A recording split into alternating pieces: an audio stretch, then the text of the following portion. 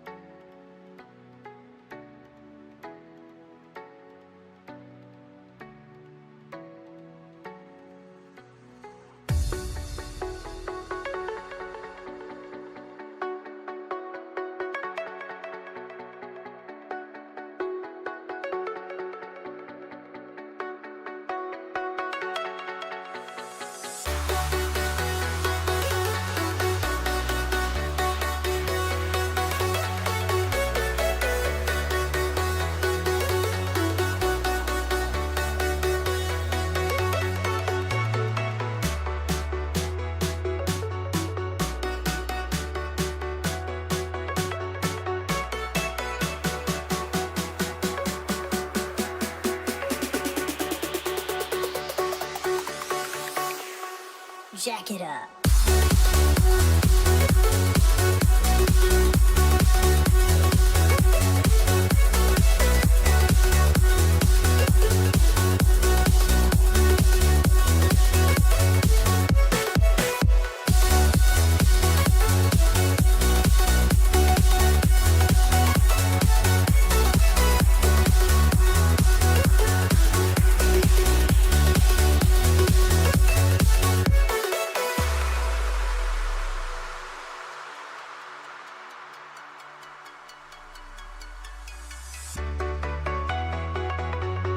Introduce our leader for the Pledge of Allegiance this morning. Thank you, Commissioners. Today, Captain Jennifer Jones will lead us in this month's Pledge of Allegiance. Captain Jones retires at the end of the year after serving over 31 years with the Kansas City, Missouri Police Department. Captain Jones began her career on September 19, 1994 as a member of the 91st Entrant Officer Class. Captain Jones has served in a variety of assignments and has excelled beyond expectations. Captain Jones has received many awards and letters of appreciation for her leadership and commitment to the community. Those who have worked with, for, or around Captain Jones know her to be a dedicated problem solver. Captain Jones is a mentor and a friend to so many and the tenacity and dedication she brings to the table each day can never be duplicated or replicated. Captain Jones will close her career as the day's commander of the Communications Unit. What she has done in the Communications Unit is nothing short of remarkable. Upon taking command of the Communications Unit in March 2023, the call taker graduation rate hovered around 6%. There was no real structure to the course curriculum, and staffing levels for all call takers were at an all-time low.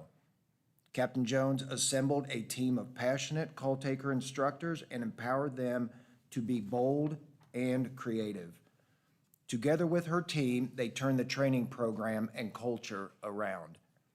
Under her leadership, guidance, and trust in her team, the training program now has a 75 to 80% graduation success rate, and as of this week, nearly all funded positions for call takers are now filled, a mark we have not hit since 2020. Now, I'm going to go off script a little bit here.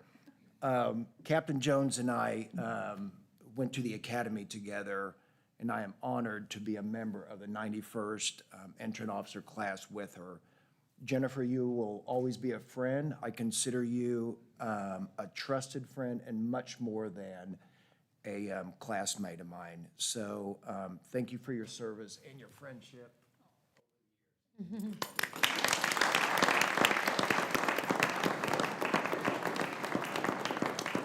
And Captain Jones, before we get started, before we begin the Pledge of Allegiance, I want you to remain standing up in that position. I would like to present you with the Chief's coin.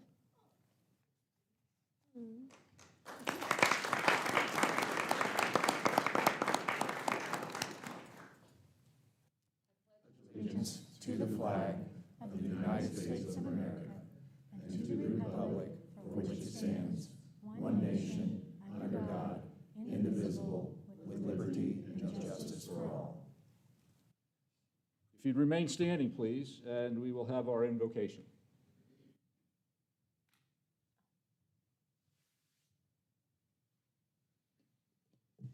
Let us pray. Heavenly Father, we come before you today with gratitude and humility, acknowledging your sovereignty over all things. Thank you for the privilege of gathering in this place to serve your community with wisdom, integrity, and courage. We lift up the board of directors of this police department and those entrusted with oversight, vision, and accountability. Grant them discernment in every decision, clarity in every discussion, and unity in every purpose. May their leadership reflect justice, compassion, and a deep commitment to the safety and dignity of every citizen. Lord, we ask for your protection over every officer, staff member, and leader represented here. Strengthen them in body, mind, and spirit. Let the board be a beacon of fairness and transparency, upholding the values that build trust between law enforcement and community. Where there is division, bring peace. Where there is uncertainty, bring wisdom. Where there is weariness, bring renewal.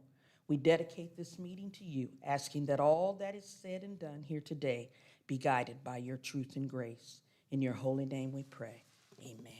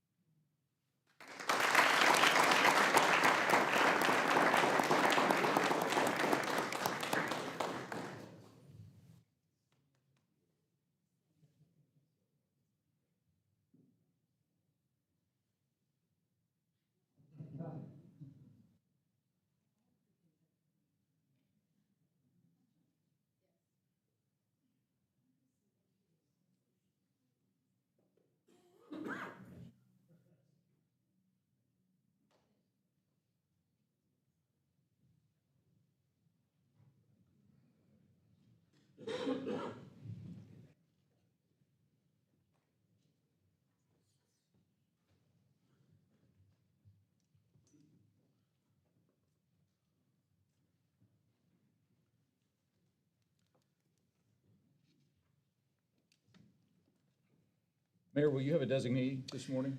Mr. Chairman, I don't have a designee. I do have some updates, however, that I will wish to provide for this meeting, primarily around the area of detention, something that this board has spent a lot of time on lately.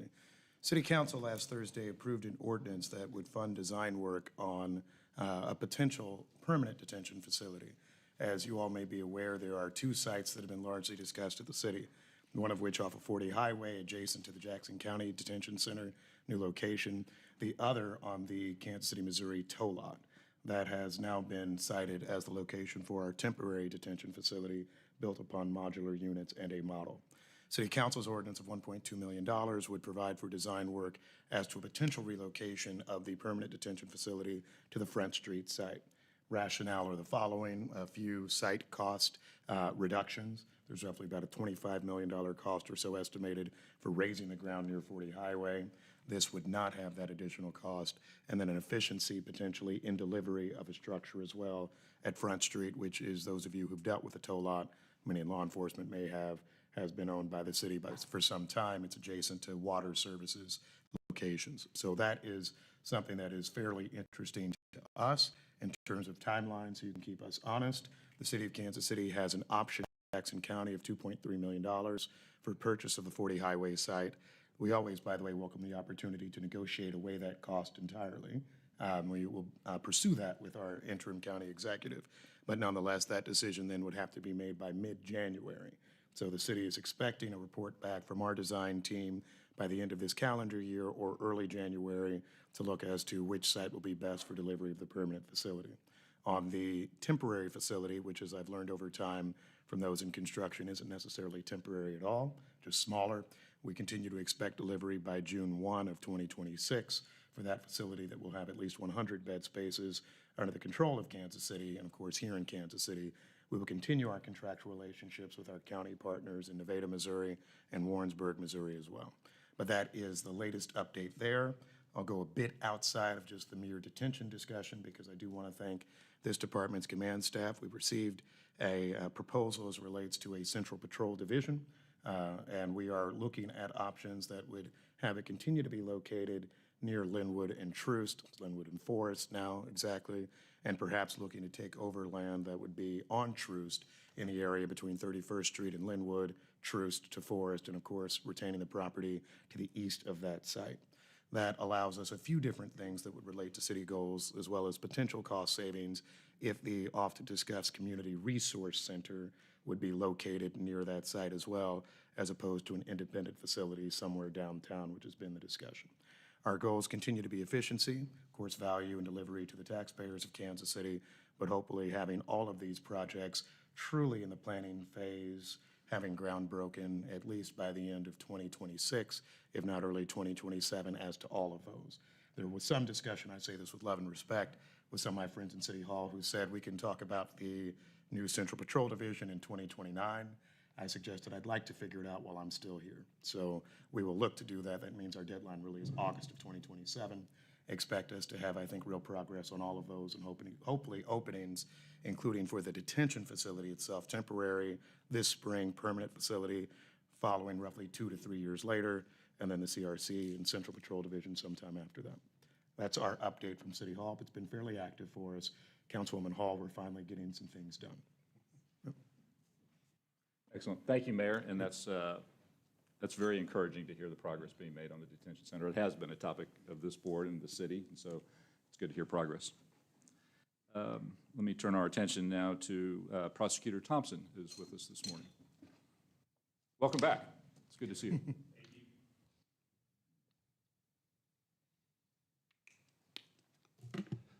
So for those who don't know me, my name is Zach Thompson. It is my privilege and honor to serve as the Clay County Prosecutor. The point of my visit today is threefold. It's first to reaffirm my commitment and our office's commitment to the partnership that exists between our office and the Kansas City, Missouri Police Department. We truly are partners in public safety, and we value that partnership. Second is to provide a brief update. I asked the folks in my office that would know to give me an update on the number of referrals our office has received from KCPD over the last few years. So in 2022, we had 347 referrals. In 2023, 326, 2024, 358, and as of last week, this year, we've had 319. So, that's a fair number of cases for our office. Kansas City provides a large portion of the number of cases we prosecute in our office, and I can say this as recently in the last few days. I can always count on KCPD to do a thorough and professional investigation, so thank you. I also wanted to reaffirm our commitment to a proactive law enforcement in Clay County. This is part of the update. We are seeing a lot of issues with cryptocurrency machines. I know this is an issue that's not just Kansas City, not just Jackson, not just Clay, but the whole area. So as part of our efforts to address that, we are going to take some proactive education measures to let folks know about the perils that exist with these Bitcoin machines. We also have created a new program for young adults where they can educate themselves about the most common types of scams and how to protect against them. Our hope is to educate folks in high school because the reality is they are one of the fastest growing demographic groups when it comes to being victimized from scams. So that is my brief update. Like I said, I want to be transparent. I want the lines of communication to be open between us. I'd be happy to answer any questions if there are any. Yes, go ahead.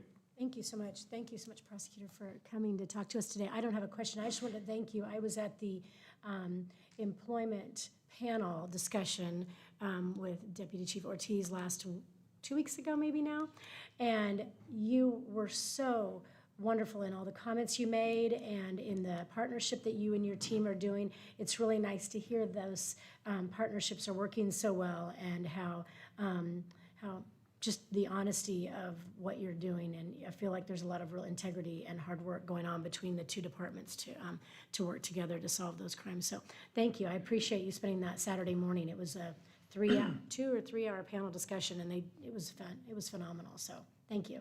My pleasure. Thank you for your kind words.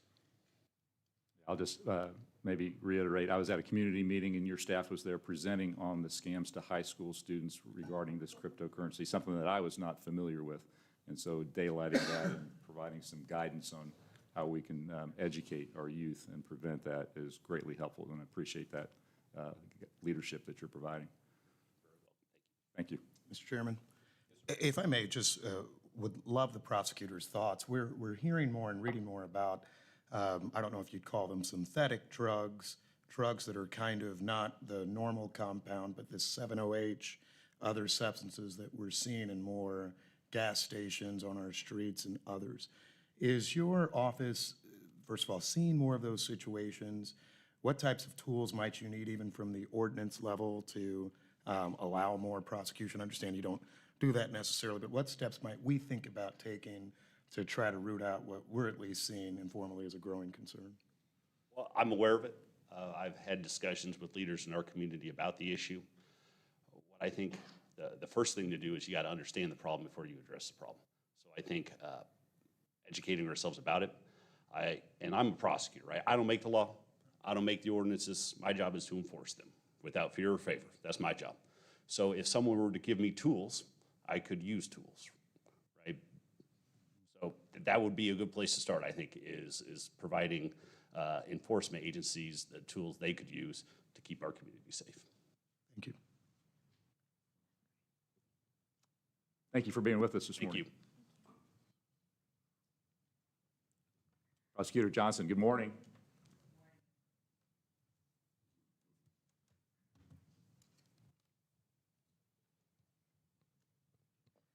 Good morning, President Whitaker, the entire board, Chief Graves, and the entire department.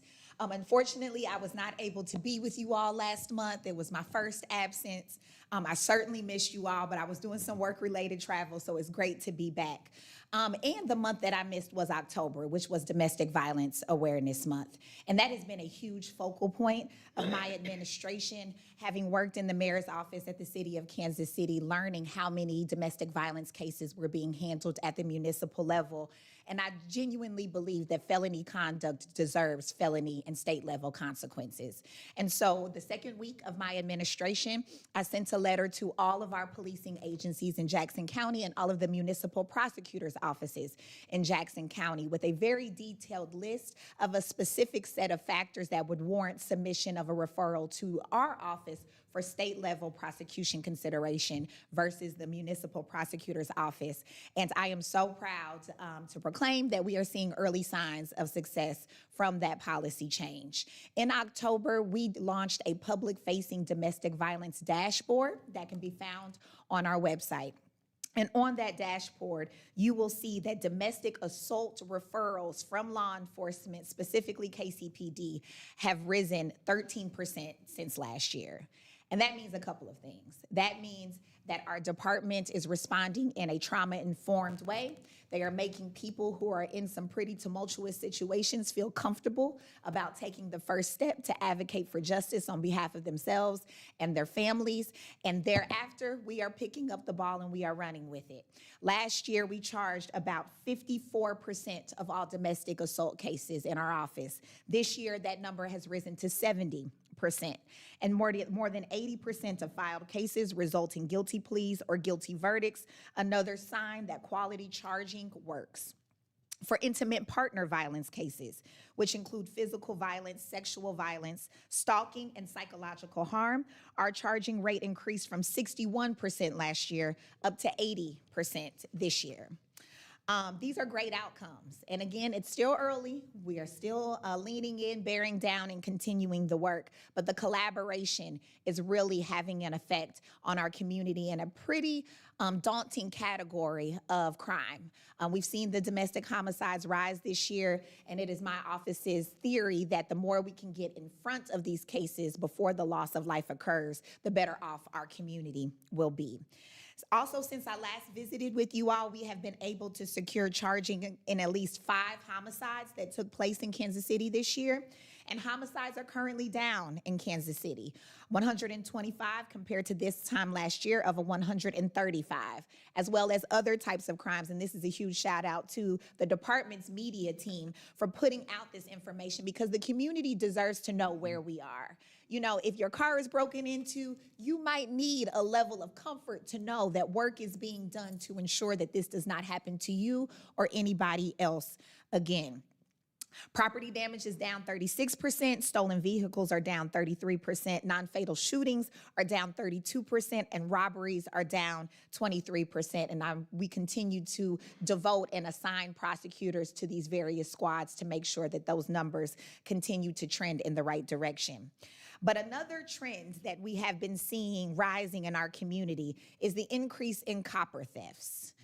It's been in the middle of the news. AT&T, big companies have definitely felt the brunt of it, but also smaller business industries have certainly felt the brunt of it, including our residential communities as well. We have seen more than a 3,000% increase in cases referred to our office this year around copper wire theft. We've been able to file 87% of those cases that we've received involving copper wire theft. And we know that KCPD is doing great investigative work to continue to solve those cases so we can seek accountability. As I always say, the progress that we are making is definitely a result of the strong collaboration between my office and this department, and I am certainly available for any questions should there be any. Go ahead. I just want to say, wow, that's a lot. And you guys are doing a lot of work, so thank you for that. I really appreciate all the efforts, especially in each one of those areas are really critical to the people that are being affected by them, so thank you. Thank you very much, Commissioner. Prosecutor Johnson, phenomenal work, phenomenal report. Just want to clarify something. First, and thank you in your office. I met Assistant Prosecutor Tarantino, I believe. Yes, Devin Tarantino. Yes, on your team regarding copper theft. It's so important to understand that's not big companies. It impacts the fire department, it impacted the Royals, it impacted 911. It impacts regular people being able to communicate and reach emergency services.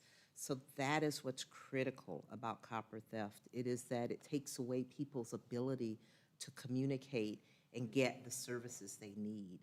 So, but thank you so much, but I just want to clarify that, but thank you so much for your work on that because that is a national problem. Absolutely. Also, I want to commend you on your work with regard to domestic violence. Yes, we have a month for domestic violence, but the reality is that it happens every day behind doors in homes across the Kansas City area, across the country, and folks need to be held accountable and know that they will be held accountable. So thank you so much for your leadership on that. Thank you, Commissioner.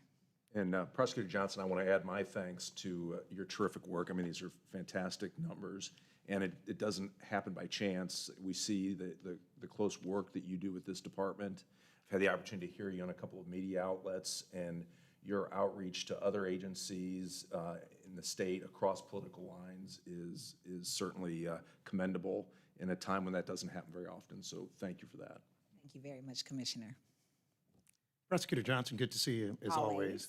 I saw you sitting next to former Judge Jane Brown, and I just kind of thought it's like old times again, everyone together. I have a question about car break-ins, and I think we've discussed this issue before, but kind of to the tenor of my conversation with Prosecutor Thompson on another issue relating to the tools you need and how they're charged and who should charge them. Recently, there's been a lot of media attention about 30 cars broken in one area, dozens in another. I was recently with the CEO of Visit KC, Kathy Nelson, who was talking about some Crossroads area break-ins in large scales. In terms of how those are prosecuted, I know every case is different. There is a threshold, and I took the bar some years ago, but I don't know enough about all of it. There's a threshold as to what gets state charges, and alternatively, then we're at the city level. Could you just describe, because I have people who say, we want you not only to solve everything, but people to get real charges, and what are things that either this department may do or even the city can do to enhance tools available for you to address this sort of wrongdoing? Thank you very much, Mr. Mayor. You know, from our perspective, in order to make a felony case for a car break-in or even bashing in a window, property damage, the damage has to exceed $750, or the theft has to exceed $750. Now, unique thing about this body of law is for car thefts, stealing things actually from the vehicle, you can combine separate instances to get to that $750 threshold. But for property damage, just bashing in the cars like we've seen a couple of times this year in mass, you cannot aggregate those different incidents to exceed the $750 threshold. So an interesting nuance in the law, something I would love to see changed, because the more that we can combine those separate incidents to get to the felony level for felony charges, obviously my office would be all over that. Now, one thing that has come up in some recent incidents where a number of cars have been affected is we have to remind the community that victim cooperation is essential. It is paramount.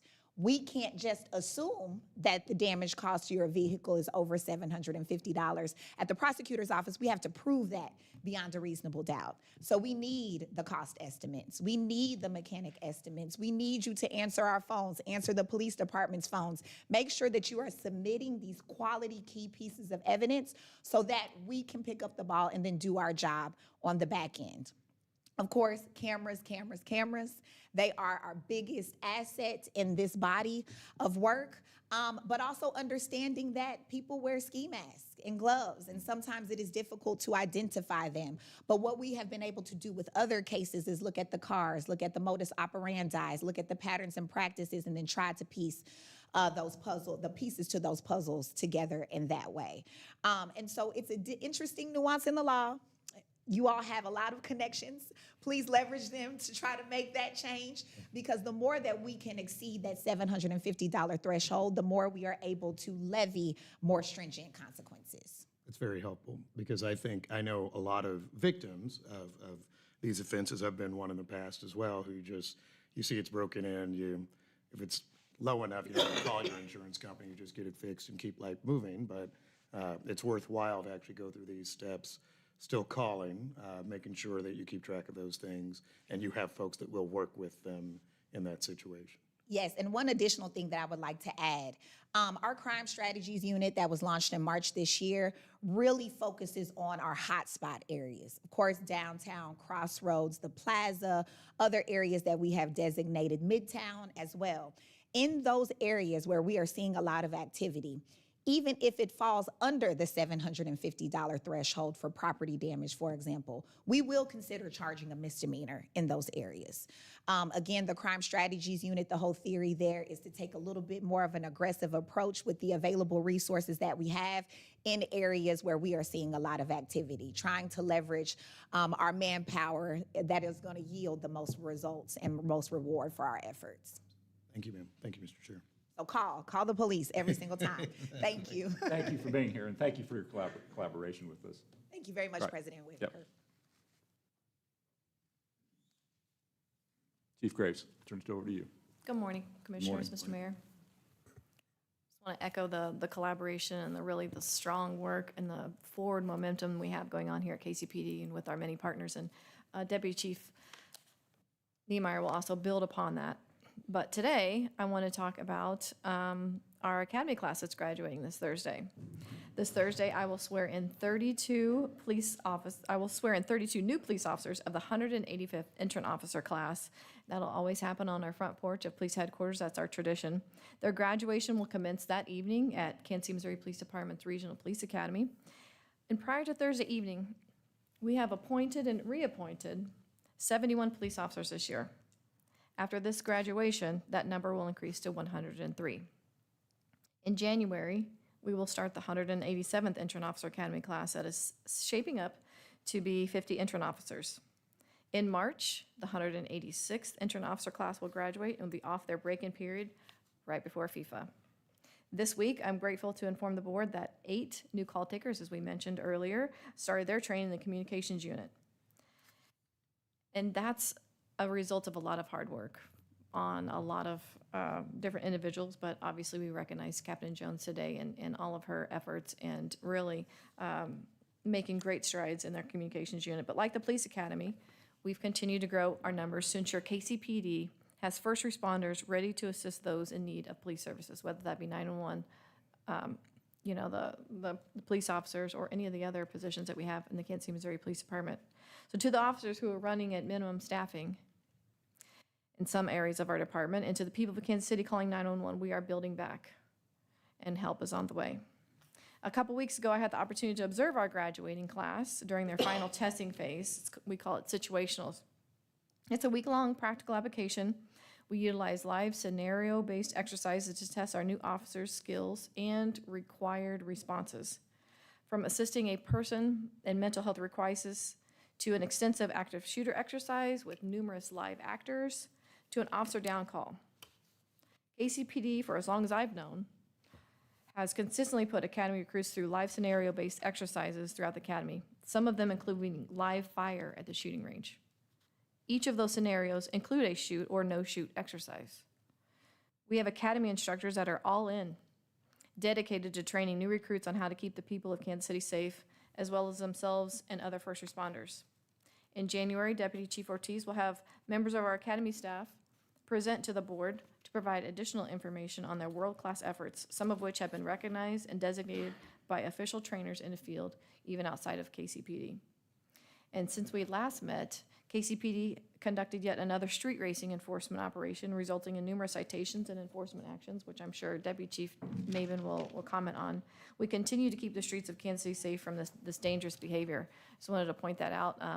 That's a lot of resources, but it yields results, and it also sets a tone, and it also sets an expectation of what will not be tolerated on the streets of Kansas City, Missouri. Last week, many members of the Kansas City, Missouri Police Department were recognized at the Metro Chiefs and Sheriffs Association's Awards for Valor. Officers received recognition for their life-saving efforts and valorous responses to critical incidents.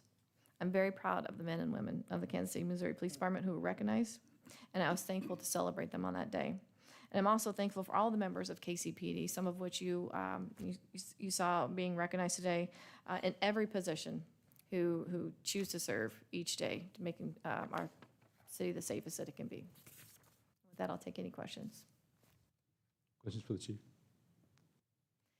I would like to comment on some of the numbers, some of the reductions that we are seeing.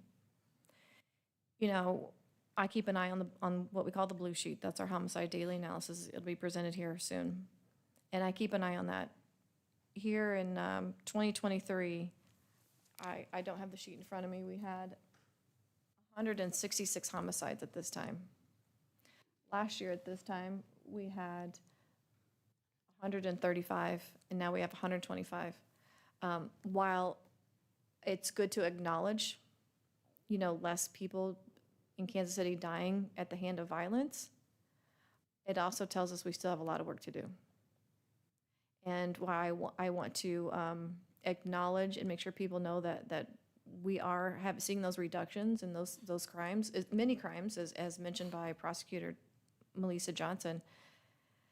At the same time, I want to make sure that those numbers, each one of those numbers, those 125 homicides, each one of those are a person behind that number. They are a family behind that number. And that just shows until we have zero, the work continues. But I do think that it does build into the faith and confidence in our city that these numbers can be reduced. And what I said at the last commissioners meeting is that I met with some police chiefs in other major cities who've seen reductions, and it's a result of a long-term adherence to effective evidence-based strategies, which we have here at KCPD. And I just want to continue on this momentum. I do, like I said, I want to acknowledge, but at the same time, I also want to acknowledge how much work we do have to do in that space. And you have the right people to do it, leading from this table right here. I'll take any questions.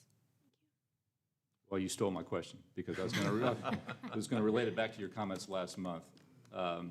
In your discussions with chiefs of other major cities, seeing the consequences in a positive way regarding the reduction in violent crimes because of consistently applying a strategy.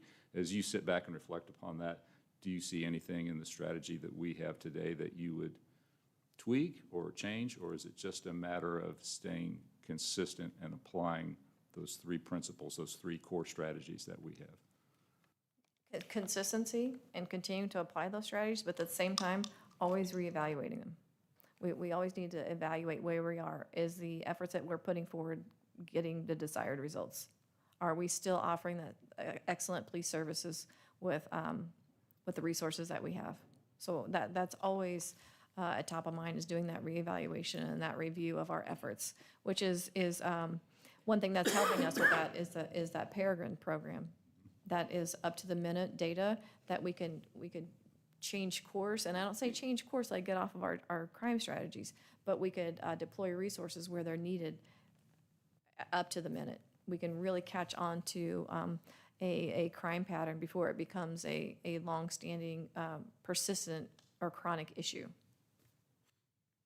Thank you. We also have great partnerships. I want to thank Prosecutor Thompson and Johnson both for coming here today and to really celebrating the collaboration that we have. But also, we have federal partners here today too. That not every city or state has a great relationship that we have with our federal partners, and that's a long-standing history that the Kansas City, Missouri Police Department has. So it's a team effort. Thank you. Mr. Chair, I may just say briefly, I was going to wait for my comments, but you brought it up. I think the progress is something to be recognized. This Saturday, I was at an event, Crossroads business owner who was one of many who went on the news in the spring and the summer, saying in many ways how terrible everything was. Said just to me, now I would have loved him to do it on the news as well, but police response is great. He's noticed crime down, he's noticed responses, all the types of things that we want to hear. And I think we continue to hear that in a lot of spaces. So we'll make sure we share it. I also really want to commend the fact that I think over the last, actually it's been a long time, but I'll just say that in the last 7 to 8 months, I think you and your team have been very clear that we care about every type of incident. We certainly look to and try to avoid losses of life. That is very important. Those are very serious offenses, but ranging from street racing, other nuisance activity, trespass, other issues. You all have been very responsive with that in a way that I'm not sure the full public always recognizes. And so thank you for that. That is noticed. That is noticed by businesses in individual situations, and we'll make sure that they notice those in more and more individual situations as well. So thank you. Thank you for that, I appreciate it. Deputy Chief Niemeyer, good morning. Good morning. Before I start, I'd also like to, before I start my presentation, I'd like to say congratulations to Captain Jones. Goes a long ways back. She was my very first partner when I came on the department at East Patrol. And I'll never forget those days of when we were really kids, learning the streets of East Patrol. And kind of a unique situation whenever we were no longer partners, I became partners with her now husband, Brian Jones, who is also retiring on the same day. So I wanted to make sure that we recognize Brian as well. It's going to be a big loss for the department, for both of them to be retiring. So I want to congratulate Jennifer and Brian on the retirement. All right, the Investigations Bureau's information is under tab A in your books. But before we start on the stats, I'd like to introduce Captain Steve Miller. He is in charge of our homicide unit. He is the 10th investigative captain that has come before you this year. So you have now heard from all the Investigation Bureau commanders at least once this year. He will be going over the squads that he is in charge of and how they work within the homicide unit itself. Captain Miller. Thank you. Good morning, Commissioners, Mr. Mayor. My name is Stephen Miller. I've been the captain of the homicide unit for approximately a year and a half, for the past year and a half. The homicide unit investigates all reported cases of death to include homicides, suicides, accidental deaths, suspicious deaths, and overdose deaths. The homicide unit is comprised of a missing persons squad and then 4 homicide squads. We have the 990 squad, the 1010 squad, the 1020 squad, and the 1030 squad. Our missing persons squad currently has 1 supervisor, 1 sergeant, and 7 detectives. They investigate all non-homicide related deaths to include suicides, overdoses, accidental deaths, any suspicious death investigations in the initial portions. They're kind of our triage, and they go out and investigate that initial portion of that death investigation. The squad also handles all reported missing persons cases to include missing and endangered juveniles and missing adults.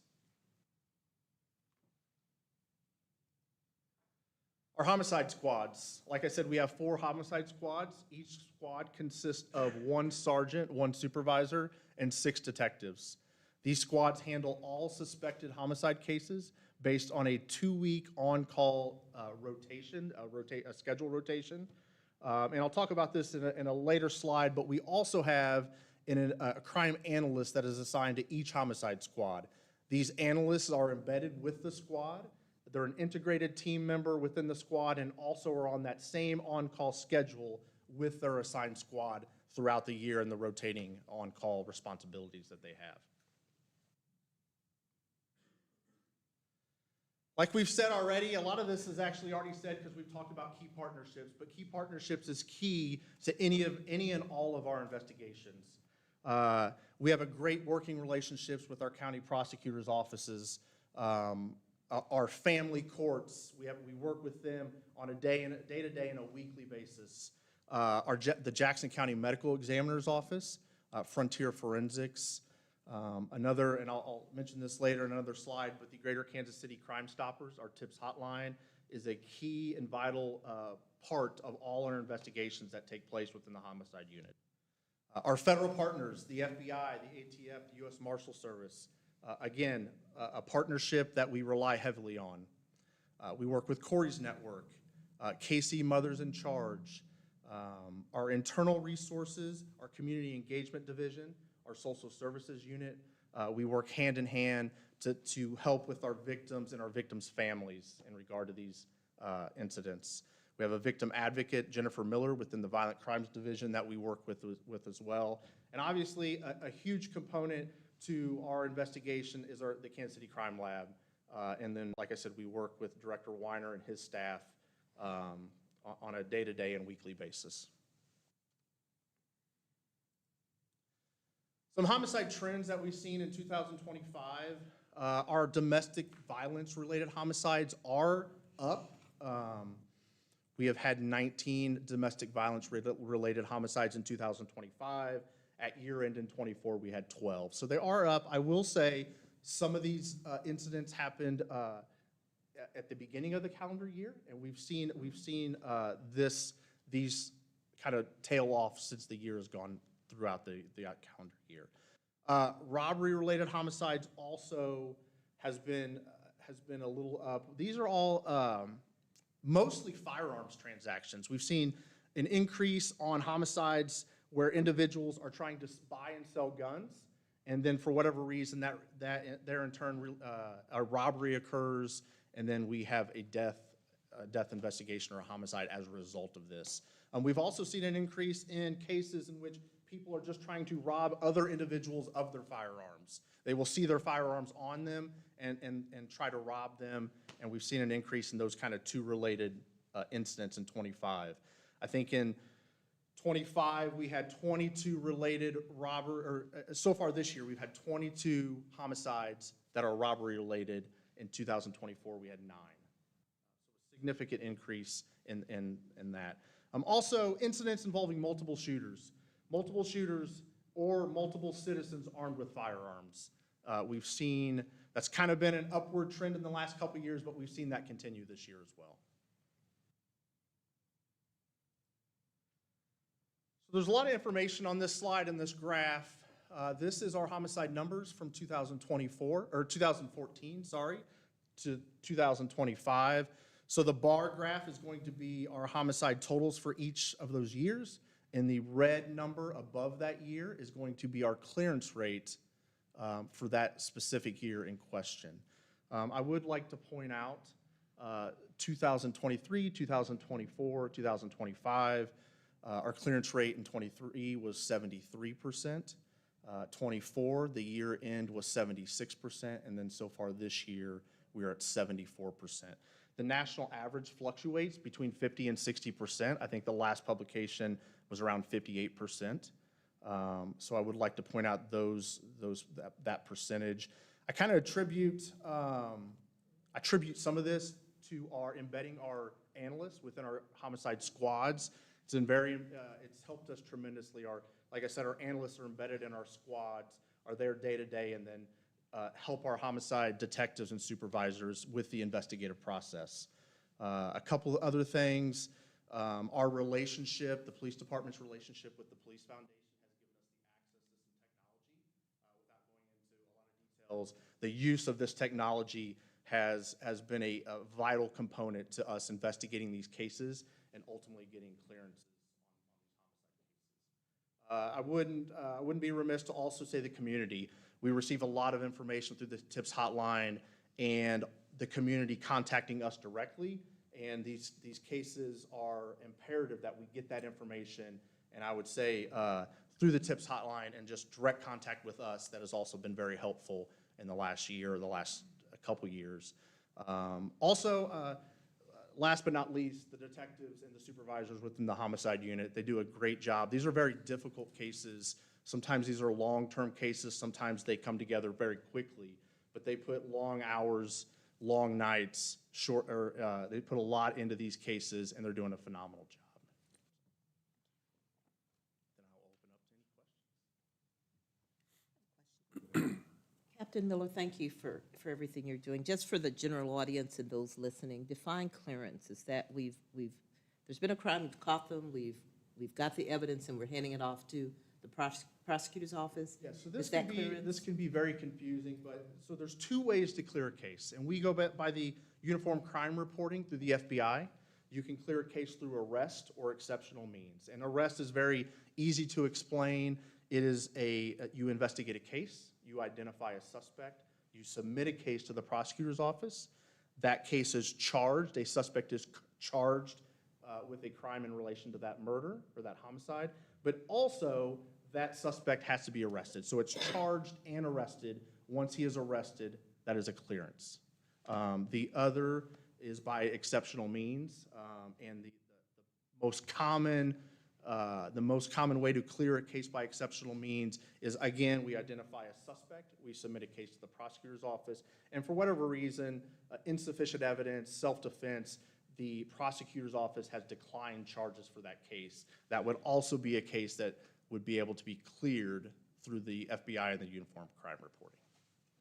Excellent, thank you. One more question. Share with us a little bit more about victim advocacy and what that looks like with regard to the department. So Jennifer Miller is our victim advocate within the Violent Crimes Division. She is in contact with our victims' families. She has, and she works with the state of Missouri and can offer financial resources through some contacts that she has. And so she's very much in part of our investigations in relation to contacting our victims' families, providing them any and all resources that she has available to her, and she does a great job, and she's been doing that for a long time. And she, like I said, a very crucial and vital part of our investigations and their families. Thank you. Captain, I guess I'll put the question this way, which is how do you police at the OK Corral? When you list the 3 different areas where we've seen increases, domestic violence-related incidents, certainly a challenge, gun sales, robberies, but one thing that often gives the public the most concern are what you described in that last category. Multiple shooters, multiple persons armed, and we've had a few incidents, not as many, thank goodness, in this year, but in recent ones. On the prevention side, is it just simply that finding persons with a propensity to act by arresting them for earlier offenses is a way we can avoid this? Are there other ways? Those are always the cases that, obviously, as a Kansas City who doesn't buy a lot of guns on the streets or anything like that, give me probably the most concern from a public safety perspective, particularly as we look at major events coming to our city. And to help him, Mr. Mayor, I'm gonna address that in the second half of my presentation, is we're gonna talk about an initiative that we did just this last month in October that does exactly that targets those types of people, and I'll give you the results of that in my case updates we did last month. So to help Captain Miller here, he's in the business of solving the crime, not preventing necessarily the crime. We are actually going to address that in the case update section. Happy to wait. Captain, sorry. Thank you, Captain. We appreciate that report. I would say on the solving, not preventing, there is a lot of work that goes on behind the scenes between our victims and our suspects. We do evaluations for risk for retaliation, and we go out and deliver that message to folks to make sure that we do try to make whatever effort that crime does not lead to another violent crime. Thank you.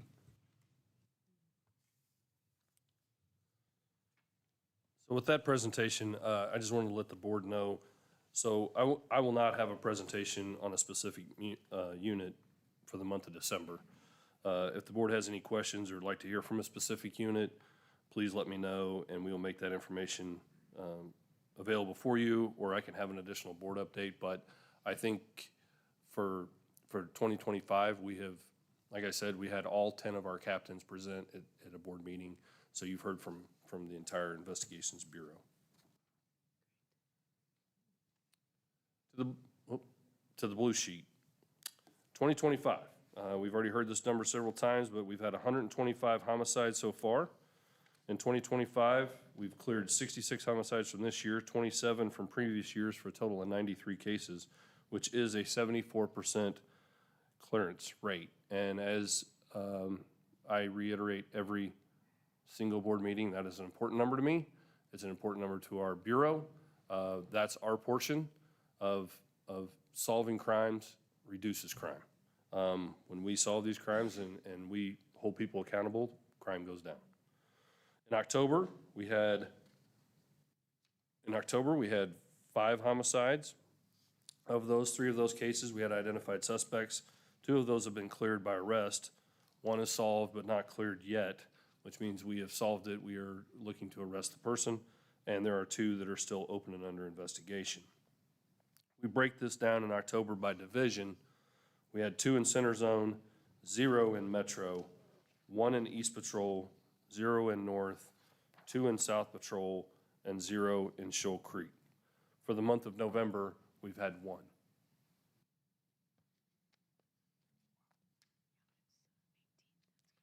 Under the non-fatal shooting comparison report, January 1st to November the 16th, we've had 366 non-fatal shooting victims. In 2024, we had 533. That means we are down 31%. In October, we had 28 non-fatal shooting victims as compared to 40 a year ago. That is a 30% decrease for the month. And for our case updates. So to address your question. The week that we had the board meeting in the month of October, the week of October the 20th to the 24th, members of the Special Investigations Division, assisted by our Fugitive Apprehension Unit, KC SWAT teams, conducted a citywide enforcement initiative in coordination with our partners at the FBI, DEA, ATF, and U.S. Marshals. This effort involved multiple operations ranging from Missouri's first ever internet-based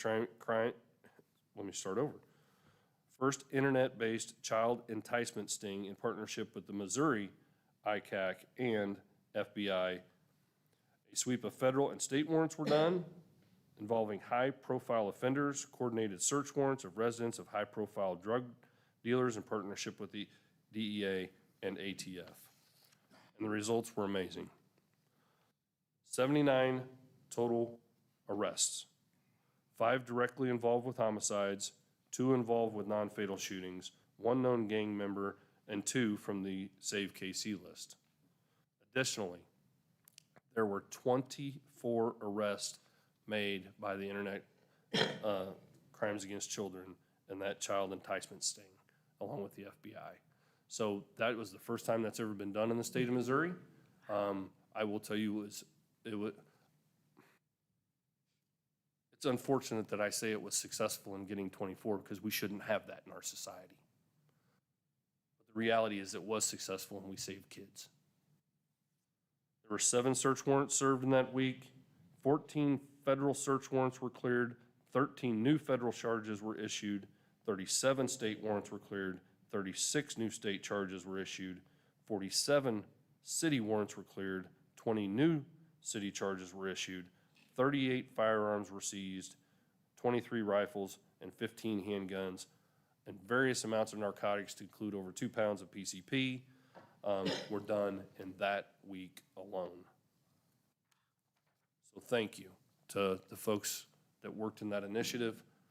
Mayor, to address your question, that's how we go after folks to make this stop. My second update is a little different. I would like to ask Special Agent K-9 Handler Tyree Kerner to step to the podium so I can inform the board on the outstanding work that he does with his K-9 Shiloh and what they have done for the Kansas City, Missouri Police Department.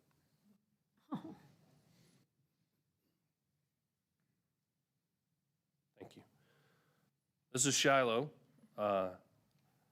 Everybody on the Kansas City, Missouri Police Department knows these two. To give you a few stats, for just this year, Shiloh has completed 230 evidentiary searches, 87 homicide-related, 15 protective sweeps, 9 demos.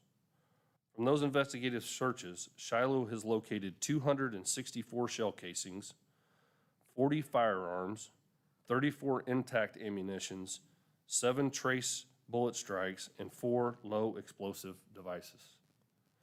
Since Shiloh started working in August 2019 until September the 30th of 2025, Shiloh has completed 1,305 evidentiary searches, 463 homicide-related, for a total of locating 1,686 casings and projectiles, 322 firearms found, 175 intact ammunitions, and 45 trace evidence finds, and 33 low explosive fines.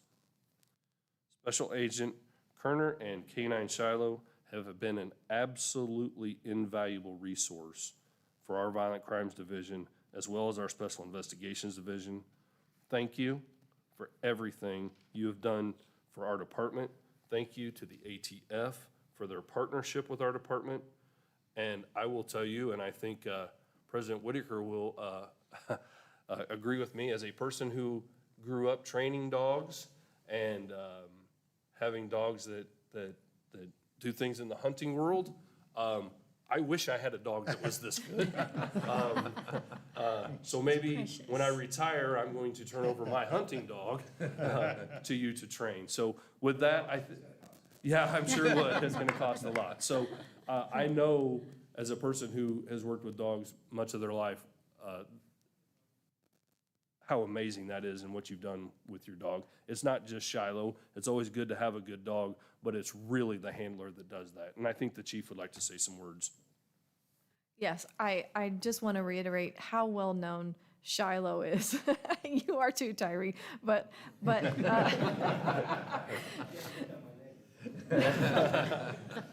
no, so I'm telling you, every morning I wake up and I look at the duty summaries. I look at what happened overnight every 8 hours.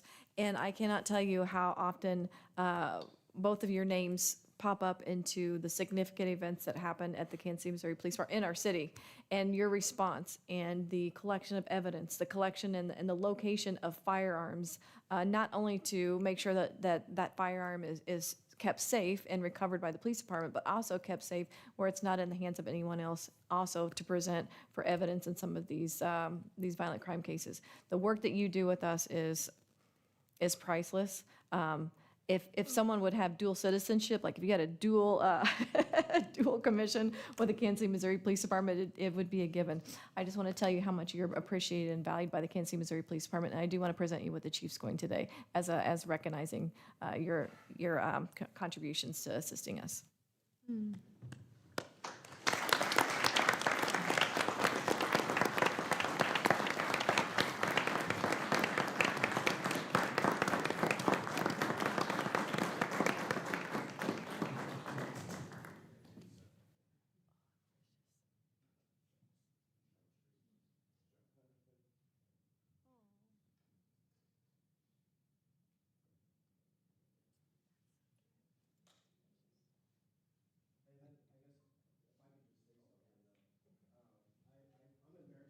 On my own, because I feel like Shiloh is all of our dogs. So if it wasn't for KCPD allowing me to come in and do our work, we wouldn't be nearly as successful, because it's not like that across the country with our canine. So I think KCPD accounts for probably 70% of our work at least. And I think when I go out to other smaller communities that don't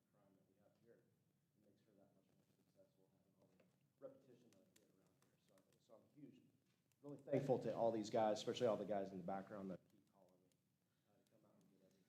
keep calling me to come out and get everything. Special because I have to follow up since I've been called out here.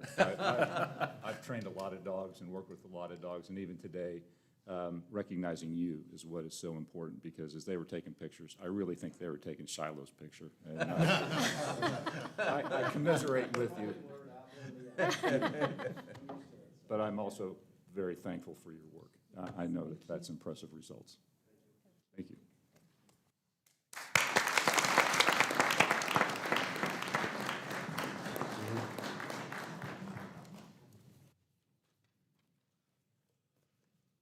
With that, I will take any questions, if you have any questions over the initiative that we had, or any other questions on the presentation.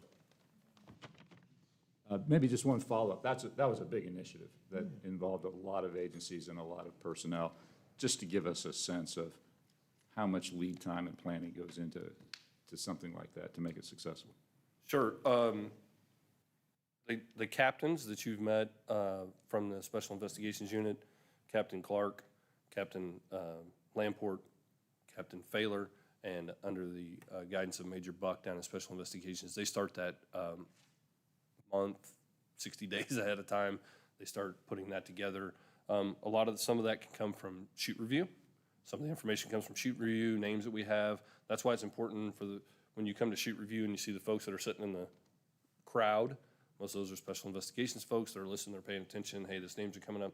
So some of the names are given by our homicide unit to those captains, and then they start putting together the direction we're going to go. Or it could be one major incident causes a person to be looked at for that. So it does take some lead time. It takes a lot of cooperation when we call our federal partners and say, we're going to put this initiative on during this week. Much like when we talk about Missouri Internet Crimes Against Children, those folks came from all over the state. We had people here from St. Louis, from Springfield, all other counties came here. The room at the Platte County Sheriff's Department on that initiative was full of people from all of our state. So what we will do in that example is they're thinking about having another one in another portion of the state. We will send our ICAC folks to help them. So that's how you run those types of initiatives. So it is a lot of planning, and I thank our captains and Major Buck and Special Investigations for putting that together. Yes, go ahead. Thank you for that. I appreciate the report and everything your department's doing. My question is, I know now the lead time, now that you've answered that question, how often do you decide, oh, I'm going to do this? I mean, are we do this quarterly? Do we do this all the time? Now that we've had this success, do we say, oh, let's keep moving? And obviously then my second question was, do we go to other places and help other places around the state? And thank you for that answer. So I think back in my own career, the very first, and back then they called it a warrant sweep. I was a homicide sergeant, and it was early. It was probably in the early 2000s. So 2000, somewhere between 2002 and 2004 was the very first time in my career that we ever had a quote-unquote warrant sweep. And they've kind of evolved over the years to where we're at today. We normally, we don't set a date, but we had one earlier in the year, kind of before summer. Now we've had one in the fall. It's kind of dependent on several different things. Sometimes it's, we have to have the lead time because we want our federal partners to be part of this. Some of the other things that go in, you need the prosecutor's offices to be involved because you're gonna have an uptick in how many people that we're going to take into custody. You have to have the jail and the Jackson County Jail notified and ready. So there's no set month or there's no set time. It kind of depends on where we're at throughout the year. So we always run at least one, and most years we run two. If I could add, sometimes we'll have one in the spring, just because sometimes the violence increases in the summertime, so we just kind of want to, do somewhat of a violent crime suppression. And this is one of those acts of enforcement prior to leading up to the summer months.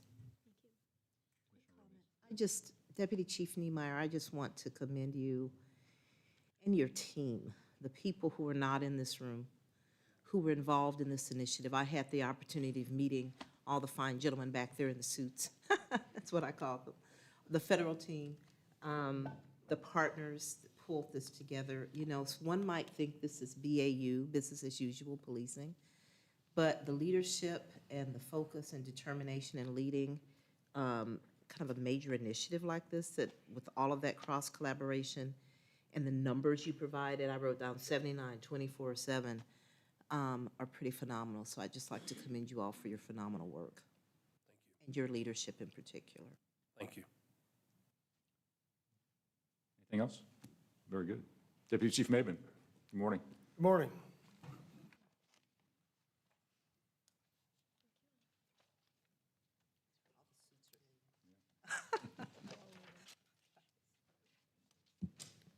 The suit row has left the room. They're in, they're out. They've got work to do. That's true. My information is located under tab B in your board books, or you can follow along on your screens. I'll start with the notable events, then I'll cover response time report, and then conclude with the traffic division report. Beginning with Metro Patrol Division. A desk clerk was reviewing CAD entries and saw a time-sensitive call for service involving a fraud with a large loss. He immediately notified the desk sergeant.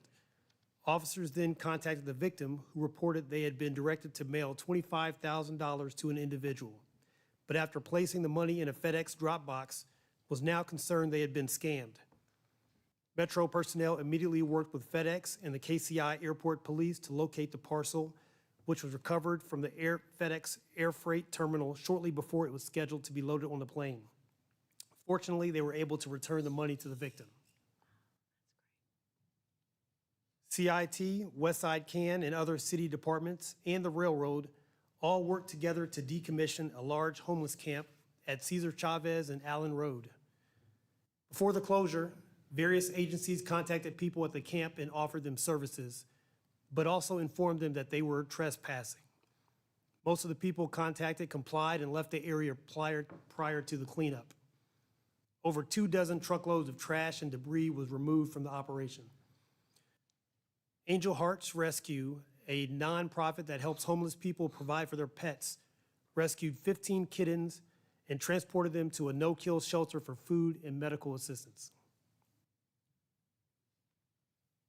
The Police Athletic League recorded a total of 978 visits in October, averaging 50 visits a day, with 14 new enrollments. PAL hosted its second high school check-in, welcoming over 20 youth for an evening focused on mentoring and academic support. Additionally, PAL implemented a new homework hour for all age groups. The program provides dedicated time for staff to assist students with the assignments. It also provides an opportunity for the staff to work with parents to support students' academic development. The K-9 section assisted multiple units in apprehending suspects wanted for felony offenses and supported SWAT and special investigations with perimeter containment during high-risk takedown operations. The team conducted demonstrations for Northeast Middle School and KCPD interns and performed a bomb sweep for the Chapel Roan concert at the National World War I Memorial.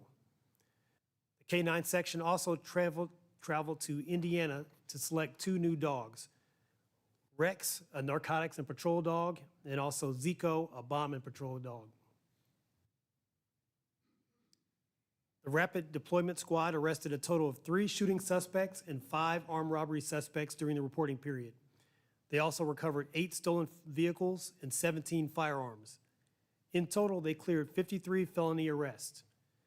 RDS officers also proactively targeted street-level prostitution and drug sales in hotspot areas.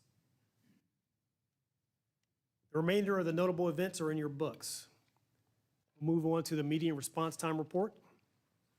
The median response time for responding to priority 1 calls was 9 minutes and 17 seconds. This is a 21-second increase compared to September and a 16-second increase compared to October 2024. The median response time for priority 2 calls was 11 minutes and 45 seconds, a 14-second increase compared to September, and a 6-second decrease compared to October 2024. Traffic Division. In total, the department issued 5,273 tickets during the reporting period, a slight increase compared to September. Over 1,100 of those tickets were for speeding. I specifically want to mention 2 speeding enforcement operations from the month. On October 14, traffic officers conducted enforcement on Southwest Traffic Way from 31st Street to 43rd Street. This was in response to a traffic complaint forwarded to us by a city council member. They made 55 traffic stops, issued 55 citations or warnings for speeding, 4 citations for suspended licenses, and 34 citations and/or warnings for other violations. And on October 3rd, they began the day by conducting speed enforcement in multiple school zones. They then conducted 2 call-down operations on interstates to combat speeding and aggressive driving. In total, they made over 180 traffic stops and issued 230 citations or warnings.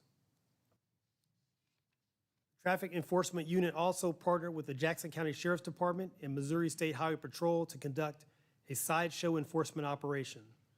In total, they made 68 vehicle stops, issued 46 tickets for moving violations, and 47 tickets and warnings for other violations. They also made 12 arrests for various offenses, including robbery, tampering, eluding, and driving under the influence. There were 1,610 traffic accidents citywide in October 25.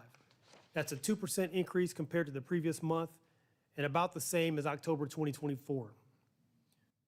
From January 1 to October 31, there were a total of 15,072 crashes citywide.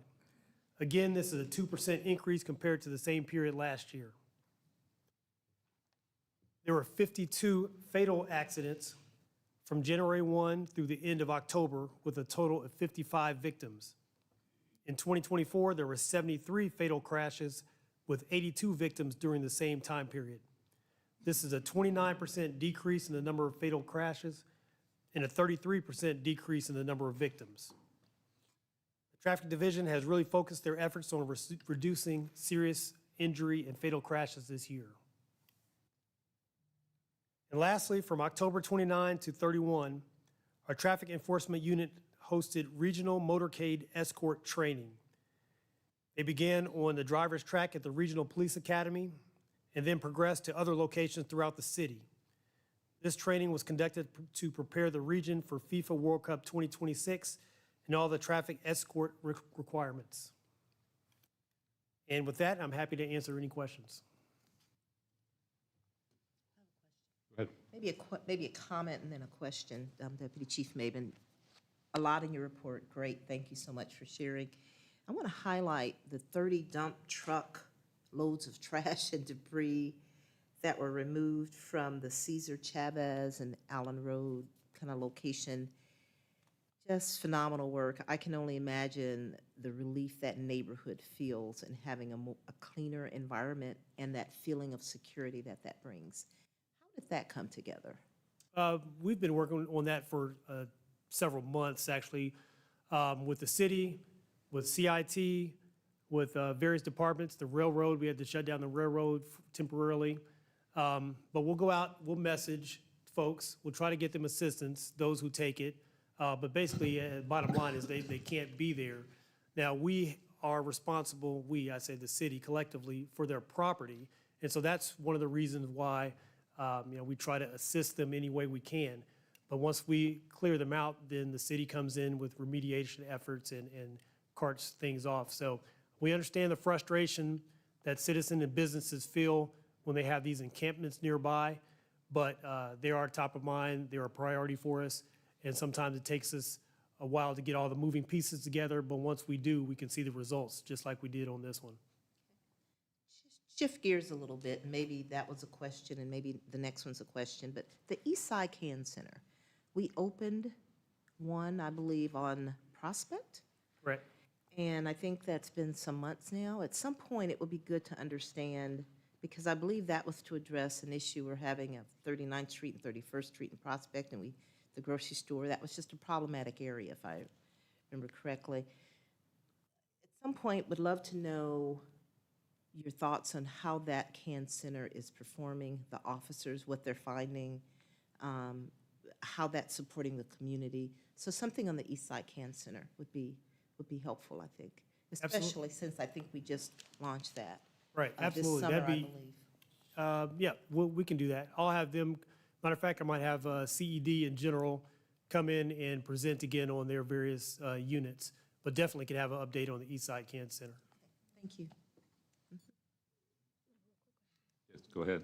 Thank you so much for your report. I appreciate it. There's a lot of moving parts and departments under your purview, so I appreciate hearing all that.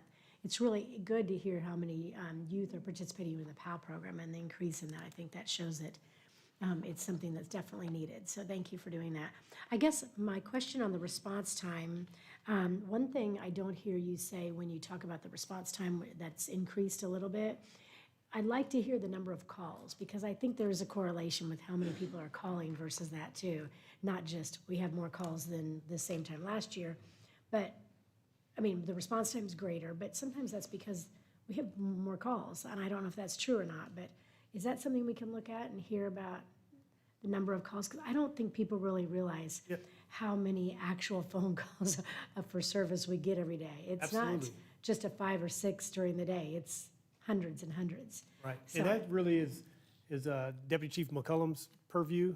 Oh, But we can definitely report on those. of course, whoever. As you mentioned, it's a complex issue. We looked at the response time for this month, and for whatever reason, we're having a lot of time of officers en route to calls. I mean, that could be traffic, because maybe dispatch inefficiencies at some point. So we're really trying to drill down, but it varies from number of calls, response time, staffing levels, and so we are tracking it. One thing we were working on our bidding process to better even out our officers amongst our patrol division stations. And so we're looking at all aspects to reduce response times, and that is a high priority for patrol, has been all year, and we're incrementally getting better, but then we'll have backslide for a month. But we'll continue to work that through the end of this year and all next year. Yeah. Well, people don't seem to remember we have 314 square miles or something like that. And I remember just when I was on the council, just to get from the bottom corner to the top corner of my district, it could be 37 minutes, just depending on the time of day and traffic and everything that was going on. So it's not an easy geography, Kansas City, so. And as we continue to bring on additional recruits and officers, then we'll have more people in the street to answer calls, so that'll help drive down response time as well. Very good, thank you so much. Thank you. Commissioner, Yes. to answer your question, for the month of October, we handled 75,859 calls received to the communications unit. That's between 911 and the non-emergency. That's 2,447 calls per day, or 101 calls per hour. So they receive a lot. A lot more phone calls than I make a day. Yeah, That's a lot of phone calls. Okay, thank you. Mr. Chairman? Two quick questions for you. One relates to the blue light program. As you recall, City Council approved roughly $750,000 to help facilitate blue lights on patrol vehicles. Don't really need an update on how it's doing, but is that regularly in operation? Is that something we're seeing on the field? And what, if any, policy relates to how folks can make sure we see that amplification in the community? Right. The patrol division commanders are deploying that at their discretion. Like, for instance, up and down Grand on 11th, 12th Street, where we have that issue, making sure officers have blue lights there, 31st and Prospect, 35th and Prospect. And so usually in their hotspot areas that have been identified through data, then we will deploy blue lights to help provide additional visible deterrence to crime there. Just yesterday, I received a call regarding a check the welfare and an extra request for extra patrol. So I called Center Patrol, had them go out hourly at this residence with the blue lights on.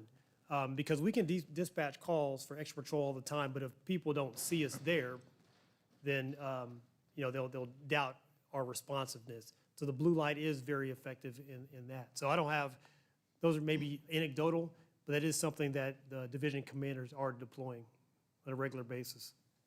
And then in terms of other, so I guess my one request might be for us to expand it or amplify it even further. And I understand there's probably some sort of law enforcement balance that you're considering, but usually when I navigate the city, right, people are asking for more presence, assuming we can't double or quadruple the officers present in an area. Blue lights at least is one area that perhaps permits it. I would say in particular, I've heard that discussion in the downtown entertainment district area, River Market, Crossroads, and beyond. So I'd encourage you to evaluate that.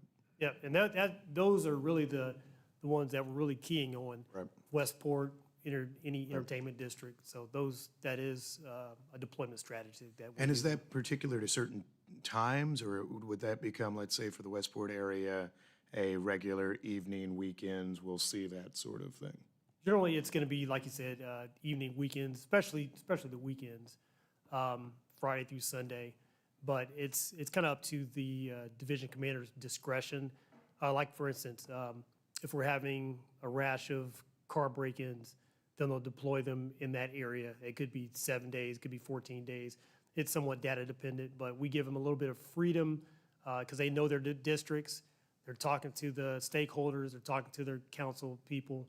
And so that's one way to be responsive and show that we are deploying resources. So if there is an issue, we should, I try not to bother the chief too much, although she says it's never a bother, but if there is an issue, we should contact you, or I see Lace Klein from my office. I guess our multidisciplinary public safety task force and other areas would be a way to communicate with you and your division in connection with where that Right, could be you can best deployed. definitely go to the bureau, or a lot of times we see people go strictly to the major.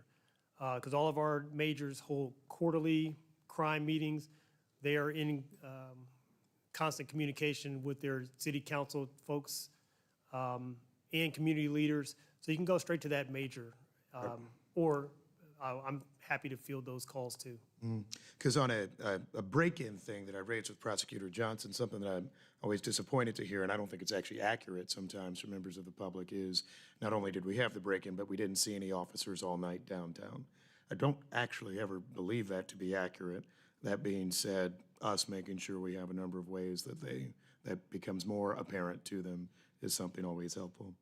One other question I have for you, and maybe it gets in the lawyer's purview, which I always like to get in. He tells us when to stop talking, but panhandling, loitering, and other such issues, which is something that we'll probably continue to have to consider between now and major events, but it's an everyday occurrence in Kansas City.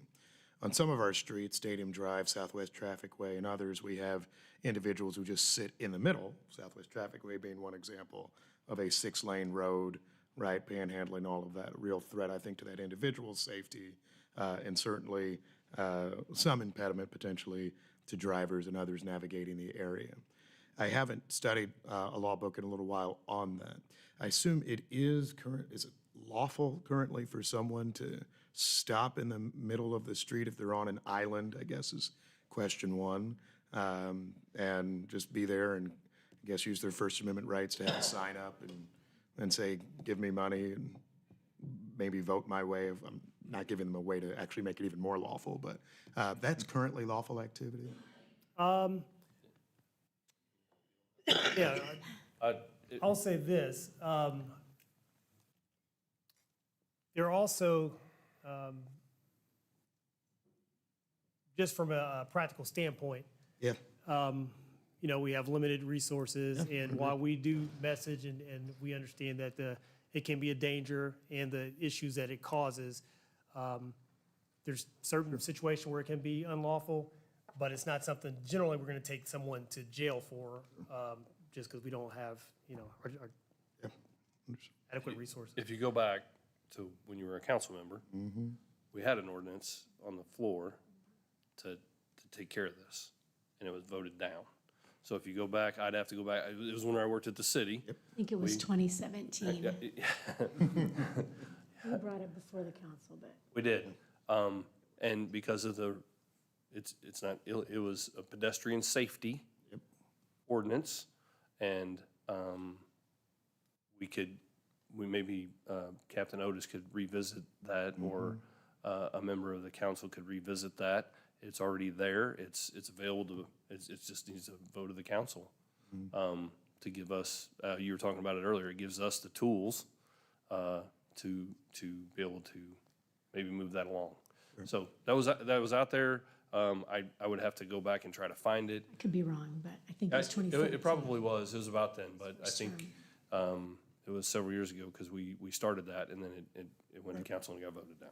But it's still illegal to stand in a lane of traffic. So there's certain behavior associated with it that we can't address, but it does make it difficult when we get there. Then they're on the curb or walk away, or it's not an easy thing to solve. It's more root causes that I think we need to address to solve that one. Yeah, understood on. But there's not to recreate something. There is something to go by if that's what city council would want to. I think. And I don't know if you remember Councilwoman Hall, because I may just pull up the old debate. I do remember the ordinance, and I forget if it was what kind of held it apart. I know there were some, and I respect them all, who spoke to legality of such things and individuals' ability to be anywhere for extended times. I do think we wrote it in a circumscribed way that speaks to you have to continue movement and all of that, because to your point, Colonel Maben, the goal, I would just hope these people move along so that they're safer as well. It's not necessarily to have us take them anywhere else other than to just make sure they're not in the street as that sort of impediment. Well, it's written, and I'm it's all coming kind of back. It's also written because it causes a tremendous amount of accidents. Yeah. Of light turns green, first car goes, second car pulls up, slams on brakes, third car hits that car because they were stopping for the person who was in the median. So it's written, and I'll have to go back, or we'd have to go back and pull it up, but it's written, you have to continuously move. You can't stop in the middle of a crosswalk or in a median. You have to, when you're, it's for safety. And I think if you remember correctly, that we had several pedestrians that were hit, injured, some fatal back then, and that's what really started that ordinance back then, was people were getting hurt and car accidents were happening. Understood. That's what started the ordinance to begin with. Absolutely. Thank you so much. I'll look that up. That's something we are exploring in my office, just having seen a certain amount of occurrences of those on a lot of our islands and these medians throughout the city. So thank you. Thank you. Thank you. Deputy Chief Ortiz, good morning. Morning, Commissioners. Mr. Mayor, good morning. Today's update focuses on 3 areas: workforce development, wellness unit, and crime laboratory performance. First, workforce development. As of October 31st, the department employs 1,119 law enforcement officers. This coming Thursday, as Chief Graves mentioned, on November 20th, 32 entering officers will graduate from the academy, increasing our numbers of officers to 1,151 members. We currently have 33 police officer candidates in training, bringing our total to 1,184 members. In addition, we're processing 17 lateral officers and employ 540 professional staff members. We also have 36 police officer candidates pending job offers and 10 candidates confirmed for the 187th Academy class, which is scheduled to start on January 26, 2026. On November 15th, just last week, 40 candidates took the physical agility test. 34 of those 40 successfully advanced to the next phase of the hiring process. Our communications unit continues to build a strong staffing pipeline with 71 applicants currently in the background process.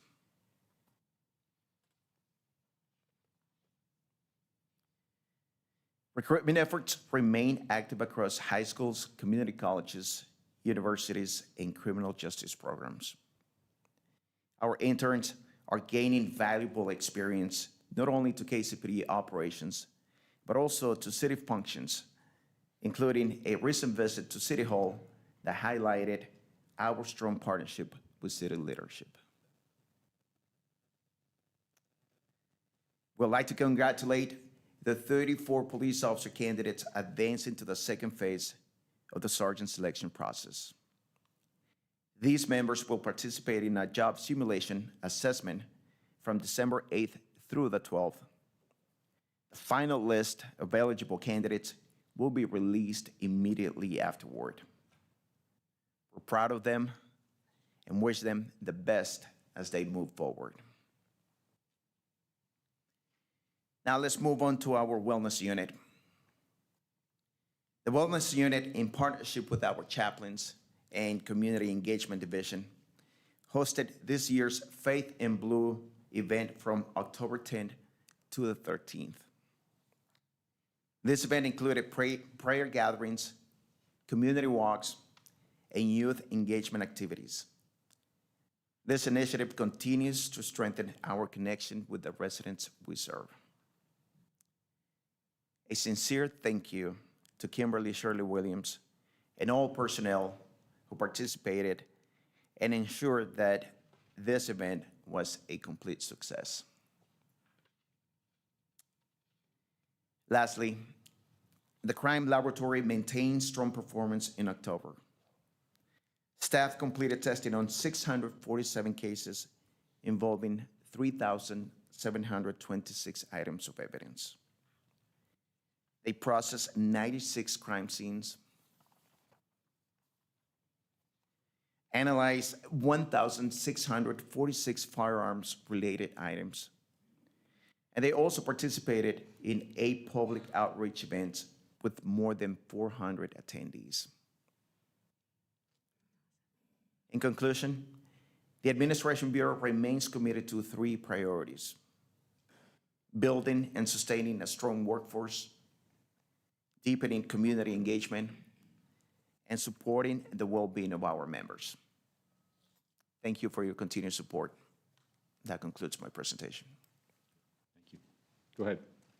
Thank you so much for your report. And I just wanted to say it was so great coming to the employment or the hiring, what was the name of that panel discussion in Woodneath? I forget what you called it. It was just an employment, I can't recall the, Panel discussion, but Yes. it was at Woodneath, and it was the second one I think you all have put on around the Kansas City area.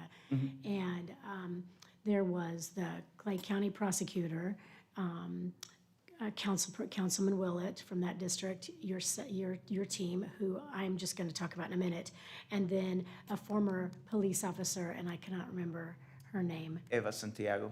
Eva Santiago, that's right. And then the Kansas City Police Department representative was Sergeant Gordon Herndon, who is extraordinary. And if you have ever wanted to hear or even thought that you wanted to be a police officer or a non-sworn member of the department, he would definitely make you want to be.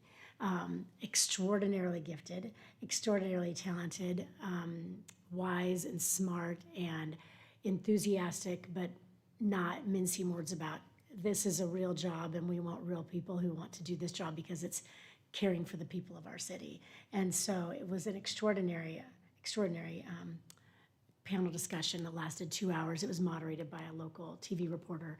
And I was very impressed by our team and by everybody. If I was qualified to be a police officer, I would have wanted to join.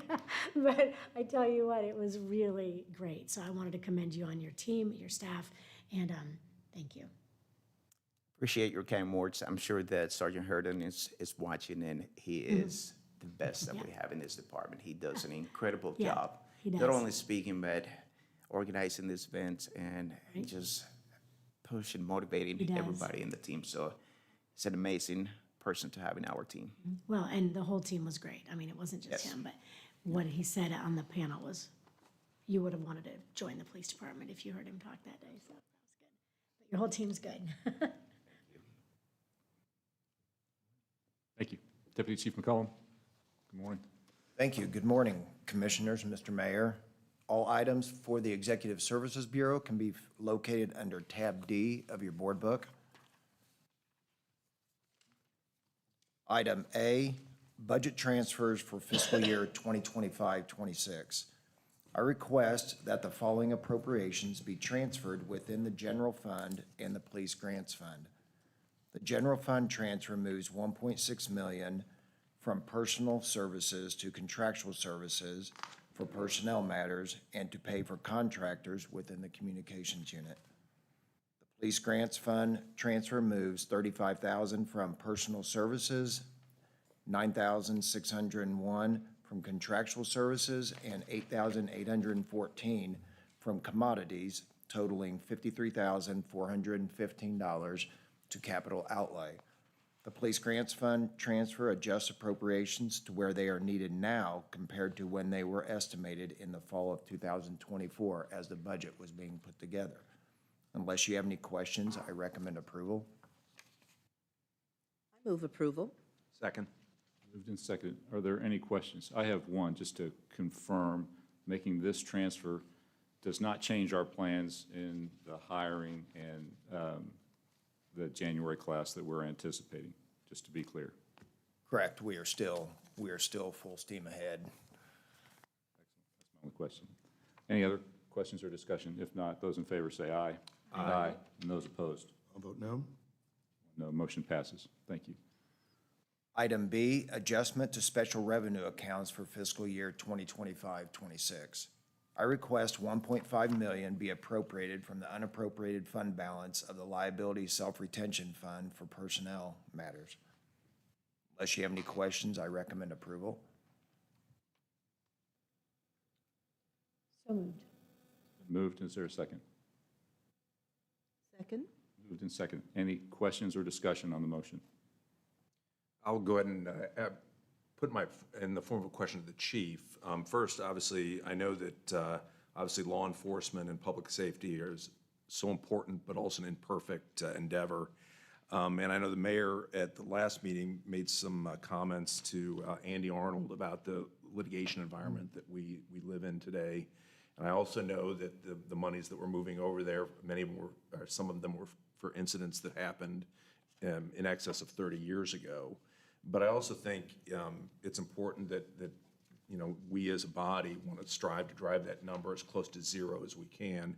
And Chief, I know that you and your leadership team have put a number of things in place, whether it's training and a number of initiatives inside the department to mitigate these risks, and that we can't talk about pending HR issues or pending litigation, but I think it would be great maybe next month to hear from you as to some of the things that we're thinking about to try to mitigate these risks. Absolutely.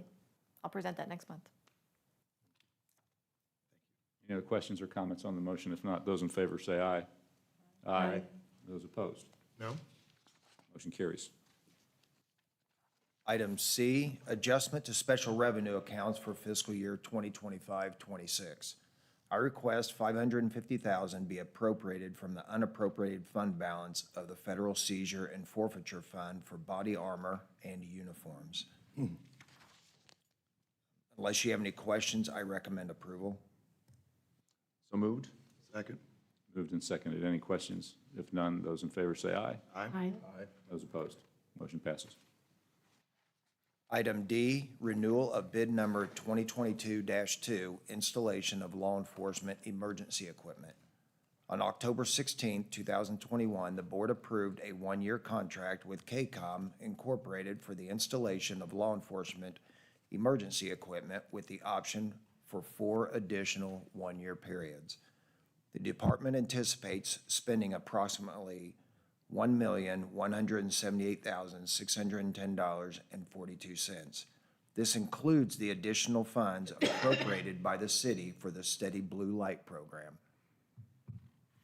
This contract period will be from December 1st, 2025 through November 30th, 2026, and will be the 4th and final renewal period. Unless you have any questions, I recommend approval. So moved. Second? Moved and seconded. Any questions or comments? If none, those in favor say aye. Aye. And those opposed? Motion passes. Unless you have any questions, that concludes my portion.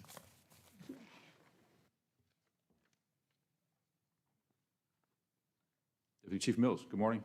Good morning, Commissioners. I do have one policy for your consideration under tab E. There is an amendment to this policy. On letter C on the first page, it indicates the division commander has the authority to approve leave without pay days up to 7. That's been amended to 3. If there's any other questions, I do recommend your approval. With that change, Move to approve. Second? moved and seconded. Any discussion or questions? If none, Can I just ask for a little more detail on this one? And I'll give you a foundation of this. I think of this from the cost impact to the department long-term on extended leaves, which is something we all have to think about occasionally in government employment. In this policy, one of the changes I see extends the period, and I just want to make sure I'm reading it correctly. This will be your section D, section 2, subsection D. Speaks to this 28 calendar day ability for a leave without pay. I imagine there's no real cost impact on us on that, although, just so I'm reading it right, this was previously a lengthier period of time, or is the 4, just walk me through the change there. So the changes generally include shortening the amount of time that particular ranks can approve. Previously, a division commander could approve up to 28 consecutive days. That was shortened down to 3. The effort is to increase consistency and understanding of of who we are allowing to exercise leave without pay options and make sure we're best serving the members and providing that opportunity equally amongst all of our staff. And then when on leave, other categories of the police officer, namely off-duty work and others, are not permitted during that time? There are some caveats if it's a military leave or a family medical leave, depending on what that looks like. Typically, a member who is on leave without pay would not be allowed to work off-duty employment. Understood. That's all I have. Thank you. Any other questions? If none, those in favor say aye. Aye. And those opposed, motion passes. Is that it?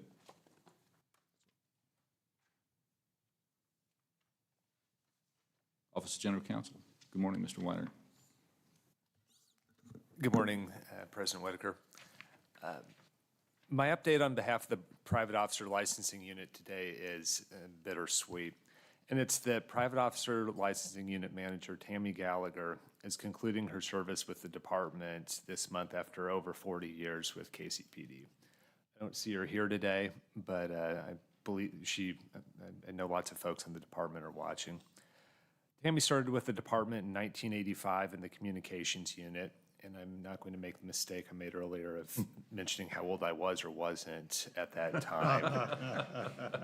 She then moved to the Private Officer Licensing Unit in 1995, and she became the manager there in 2011.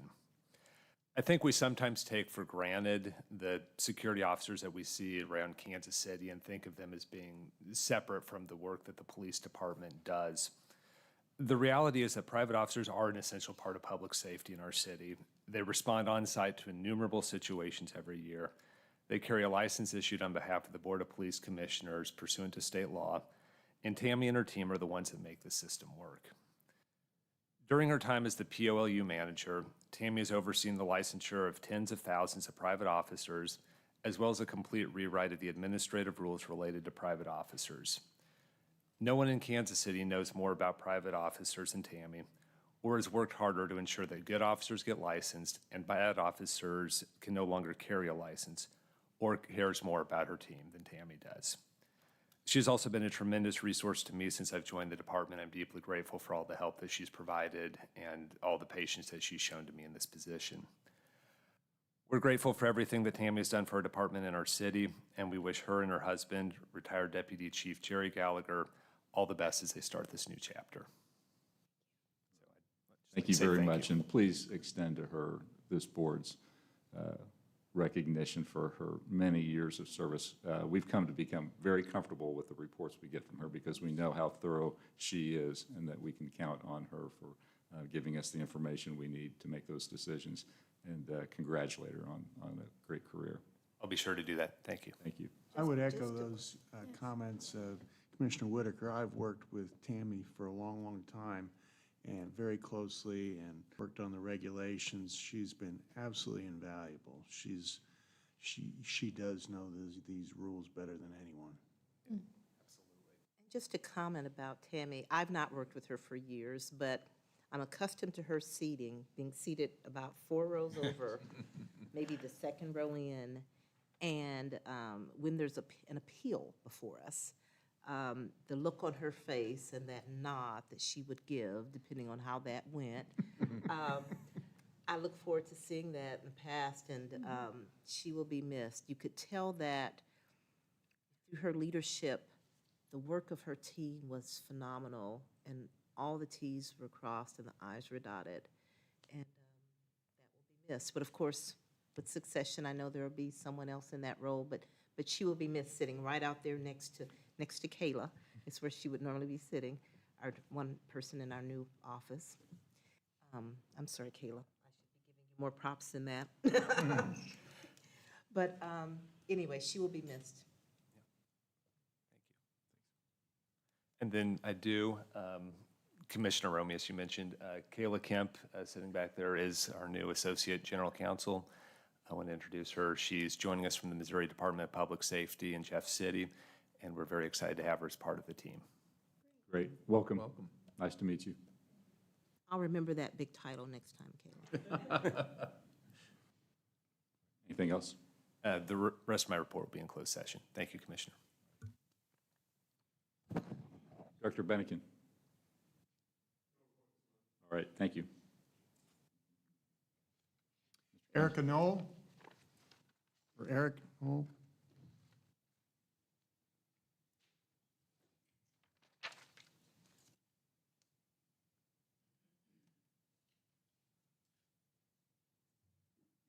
Hello, good morning.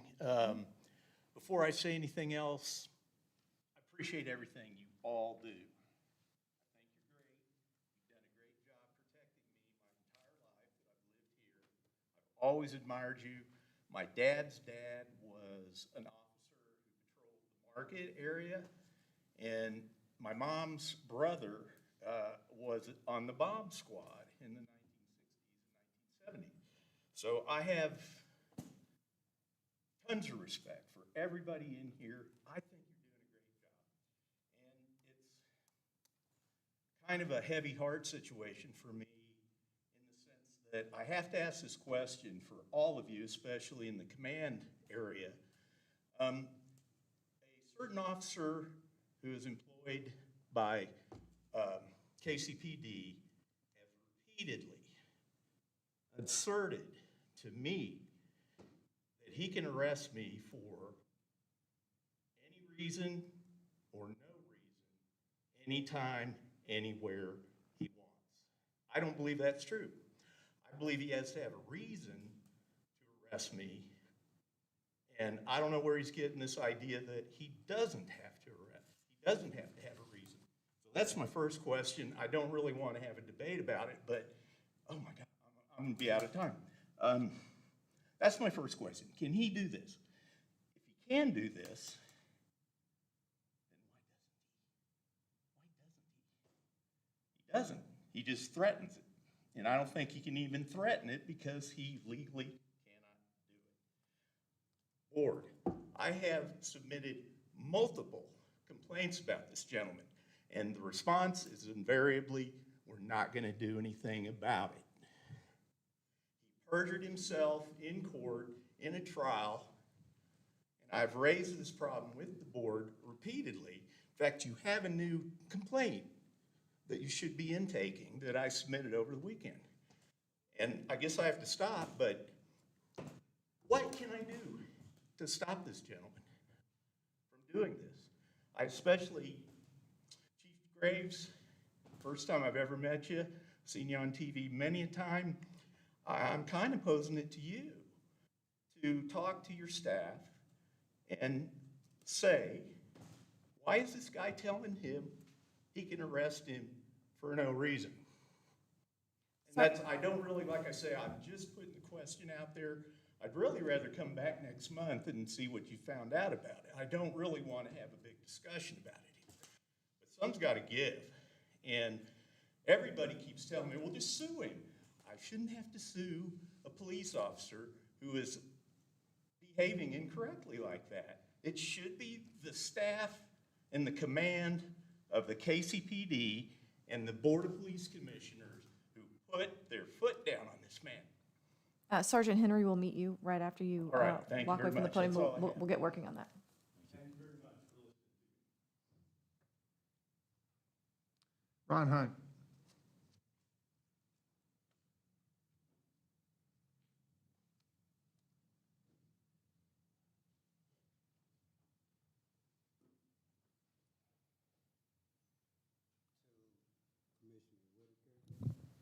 The mayor, I know what you're looking at me like that for, Mayor. The board. To my beautiful chief, you know, Chief's great. Wouldn't y'all admit that she's the most beautiful chief we ever had? She's very beautiful. And I just want you to know, Chief, that I know you was in a meeting last week about Prospect. And I just want to throw this out there. A lot of the havoc on Prospect are about people that looks like me. Back in 2001, I want to say 1999, Major L, another member of the police department, I can't think of his name, he's a deputy chief, can't think of his name. A couple of community members, we met at the health department for about a year. And Tom, we created this program called Aim for Peace. we created this program to help offenders when they get out of jail, employ them, and really to stay out of jail. And eventually, as the program evolved, we had them working with the police department. To say that, to say this, if you look at it, it was about 25, almost 30 years ago. And I holler at city council members, sometimes at the mayor, why are we funding this program? Then here's another program comes up, 360, and Chief goes to it. And Chief, the next time you go to a neighborhood meeting, take Maurice with you, because in my view, it's not your job to clean up Prospect. Your job is to protect and patrol and to serve. The situation on Prospect, that's for us to do. That's what we paid 360 to do, Aim for Peace. And what we do recently, Tom, we stand the far out when Aim for Peace and 360 are deployed over there, Mr. Boswell. We stand the far out with me, some other group, Maxwell, and we watch them. We watch these people, and these people look like the same people that's standing on the corner. They're smoking cigarettes, and we pay taxes to these people, these organizations, Mayor. We pay taxes. There's no reason that the police, because if the police come on 31st and Prospect, Mr. Boswell, and say, get them, you know, there's a confrontation, then the community's mad at the police department when they enforce the law. You follow what I'm saying, Tom? So Chief, I mean, you're in a bad situation, but next time you go to meetings like that, take Maurice, somebody with you to say, hey, the people on that corner looks like us. That's our problem to solve that. Now, let me say this real quick. Nehemiah. I'm impressed with you, Nehemiah. When we look at how these crimes are being solved, the detectives that's involved, that's what the community wants to hear, is that the bad guys are getting off the streets. You're getting the bad guys off the street. We appreciate that. When I go back to the community, I say, hey, here's the things the police department are doing. Y'all don't know because you're not there. And so when I get a good report like that, the homicide rates are down, shootings are down, that's something that we can continue to have faith in the police department. Maven, good job you're doing with the POW. I mean, I can say, I meet a lot of the tactical guys on the street. I get a chance to talk to them. And you guys, you know, when you wake up in the morning, I'm talking about all the men and women in blue, we appreciate you. You're getting up and you're going on a job, and we want you to come home. We want you to come home. Lastly, the spending, you know, on lawsuits. It's killing us, Mayor. Tom, it's killing us. $10 million, we could have used $10 million for other things. You got to come up with a program that put a cap on those legal stuff. You got to. It's killing us. And we can't continue to go down this road. Saying, okay, it's okay for, you know, police to misbehave and we pay the bill. The taxpayers pay the bill. It's okay. That's not okay. The buck stops at the top. The buck stops at the top. Good job you're doing, Chief. Nehemiah, keep it up. I'm always impressed to come. I come mainly just to see the chief and hear Nehemiah's report. Good job, Nehemiah. I'm really proud of you and those detectives, how y'all solving these crimes, because that's a concern in the community. People want to feel safe. I know I took up a lot of time, but people want to feel safe. Good job, Chief. You know I'm with you. You know, I don't stroke egos. You know, I don't stroke no egos. I just say what's I feel is the facts. Keep up the good work. Thank you, Tom.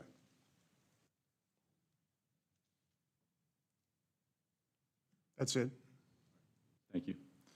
Approval of minutes of our last meeting on October 28th, 2025. So moved. Second. Moved and seconded. Those in favor say aye. Aye. Those opposed? Those pass. Mr. Kenner.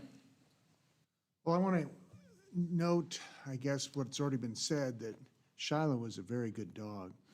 And I think our canine unit is just doing a tremendous job. I also want to wish everybody a happy Thanksgiving. I want to say that personally that I'm very thankful for the work, the good work of the department. Particularly this year, our crime statistics are phenomenal. crimes against persons are down 4%, against property down 14%, against society down 16%. That takes a lot of hard work. Thank you. That's all I have. Thank you. Mayor Lucas? I want to start by giving some positive comment to the communications unit. It is a difficult place nowadays to be able to communicate on the numerous issues that a police department has to. Some of it relates to recruiting, some of it relates to active enforcement, a lot of it relates to how this department interacts with the city of Kansas City in a media paradigm, particularly as to traditional media, that changes each day in terms of what they're willing to discuss or cover. I think that when we look at how we share operations, how we share it in a way that remains friendly in some sort of way, I think that's important. When I look to the tributes to our many officers who served in the United States military, which is very many of you, and the fact that we profiled them as individuals, I think that is something that's strong. And I'd argue in addition to the great work that our folks are doing in recruiting, and it is outstanding work. Part of our strong recruiting each day is how we share what this department is and who is a part of it. And I have seen during my 10 years in public office, strong improvement. That's no disrespect to anyone there before, but the media paradigm changes and shifts, and I think we're staying ahead of it, so I give us great credit for that. I also want to talk a bit about collaboration. I have the fortune and misfortune of tracking how a lot of mayor's races go around the country. And I have some folks I know who've won, lost along the way, but what I want to commend Kansas City on is that I think we always, no matter the moment we're in, find our way back to collaboration. Colonel Niemeyer talked about some of our work at City Council a decade ago or 8 years ago on certain issues, but I think we are a community that often says we solve problems collaboratively together, and I think that is in no small part of why we're seeing the results that we have now. We have gaps of imperfection, like any relationships do in life, but I want to commend the chief and her team for making sure we have that. And I'll just say somewhat candidly, for those of us who've been at these board meetings for a while, Commissioner Kenner, some of our deputy chiefs and others, to have two of our prosecutors here today, to have a positive discussion of how we're all working together, to have the chief working aligned with them, a city staff person here who works with us to ensure those issues are in collaboration at City Hall, really means a lot. It is not automatic, and in some cities, it is not the sort of thing that's always recognized. So I guess I'll thank this department and this board, but also thank the people of Kansas City, who I think continue to implore that from all of us. And I think it's paying real dividends because, to Commissioner Kenner's point, none of these steps are accidental.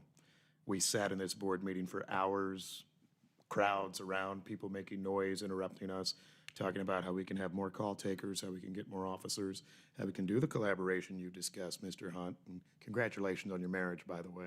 I haven't been able to say that to you yet, so congrats. And I think that this bodes well for our future. So that's all I have for today. Commissioner Hall? Thank you so much. I spoke a lot during the meeting. I don't have much left to say other than I agree with the mayor on the collaboration. That has been something that Kansas City is known for and is continuing to do.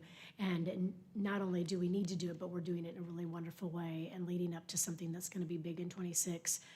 It just bodes very well for what we've already been doing to show that we'll be able to continue to do that. So thank you so much for you and the whole team. Commissioner Boswell? Most of mine have been made already, but I'll go ahead and emphasize a couple of things. First of all, Mr. Hunt also mentioned a couple of the positive direction of the crime statistics, and Mr. Kenner outlined the rest of them, so congratulations to the entire team for that hard work. I mentioned it, and Mr. Hunt mentioned also in his public remarks about the litigation environment that we live in. I think, we need to make progress in that area, but I do want to take just a moment to thank Mr. Weiner, because it's an extremely tough job in protecting this department, and want to recognize his efforts. So, Commissioner Romias? Thank you. I'd just like to take a point of personal privilege. I'd like to introduce someone in the room. Reverend Rocky Walker is here with us today. I believe this is his first Board of Police Commissioner meeting. He is one of our associate reverends at Friendship Baptist Church, which is led by Pastor James Allen Terrence. But Reverend Walker is the leader in our congregation, which is significant in the Kansas City area with regard to supporting public safety and supporting social justice within our community. So thank you very much for being here today.